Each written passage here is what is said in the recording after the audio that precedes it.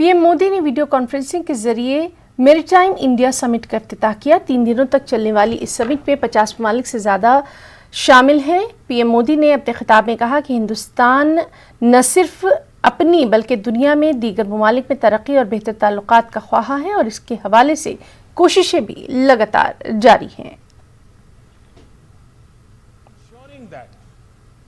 Work relating to maritime does not happen in silos.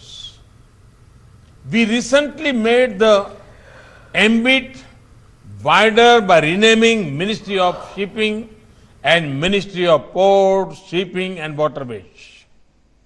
The ministry will strive for excellence in maritime shipping and navigation, education and training for the mercantile marine, shipbuilding and ship repair industry, ship breakings, fishing vessels industry and floating craft industry.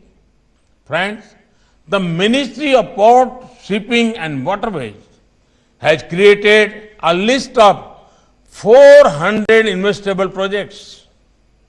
These projects have an investment potential of $31 billion or rupees 2.25 lakh crores. This will further strengthen our commitment of overall development of our maritime sector.